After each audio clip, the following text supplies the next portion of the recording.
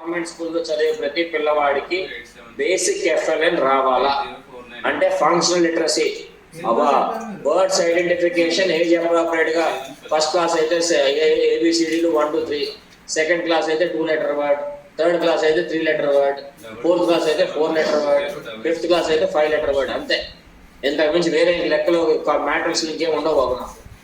Simple. At least second class వస్తే 2 letter word అయితే చదవడం రాయడం రావాలి ఎట్టి పరిస్థితుల్లో. Please be very clear.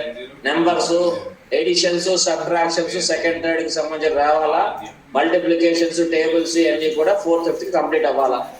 మన 5th క్లాస్ నుంచి వెళ్ళే పిల్లలకి number alphabet identification, 5 letter word, multiplications, divisions, additions, subtractions అన్ని ఖచ్చితంగా చేయాల్సిందే.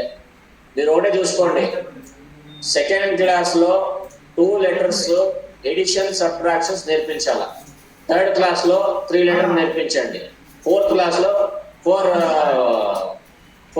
నెంబర్స్ ఏవైతే ఉన్నాయో అవి నేర్పించండి. 5th క్లాస్ లో 5 నెంబర్స్ నేర్పించండి. చాలా, అంతకు మించి ఎక్స్ట్రాగా మనం చేయడం లేదు. లాజిక్స్ ఇవన్నీ కరెక్ట్ గా ఉంటే we will be able to make some improvements in 6th class. And high schools అందరికీ కూడా స్టాండర్డ్ ఇన్స్ట్రక్షన్ అంటే మనకి బ్రిడ్జ్ కోర్సు కంప్లీట్ గా చేయండి. బ్రిడ్జ్ కోర్స్ లో కూడా ఇంకా వెనకబడి బేసిక్స్ రావట్లేదంటే సపరేట్ కూర్చోండి. మళ్ళీ సపరేట్ లెసన్స్ పొద్దున ఒక ఉన్నారు, సాయంత్రం ఒక ఉన్నారు. తోవడమే, మనకి నా సంబంధం లేదు. పిల్లలు బేసిక్స్ లేవంటే కుదరదండి మనకి. It's our responsibility to protect our government schools. ఖచ్చితంగా కష్టపడదాం. నేను ఒకటే చెప్తున్నాను, ఇప్పటి వరకు ఏం జరిగిందనే విషయం నేను అడగట్లేదండి. ఇక్కడి నుంచి కలిసికట్టుగా చేసుకుంటాం. Let us improve our learning outcomes. That is the only way we can improve this. Otherwise we will be looking at a very serious downfall in government schools. Academic outcomes ఖచ్చితంగా రావాలా.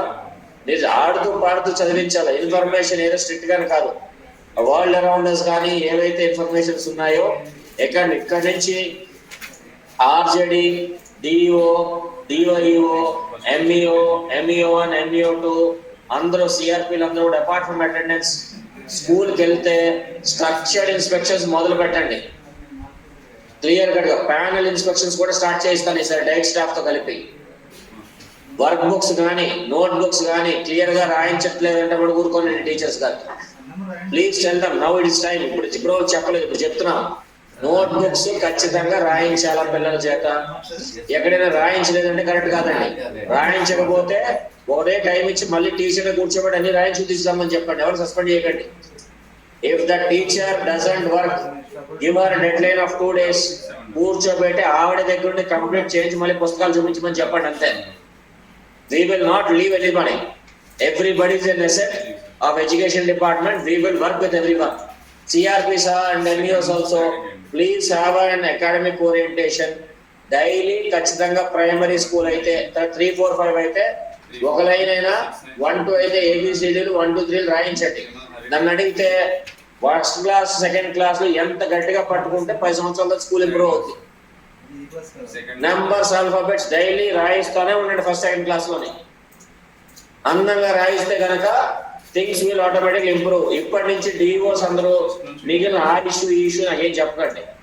Only for your district education officer. Please focus on education only.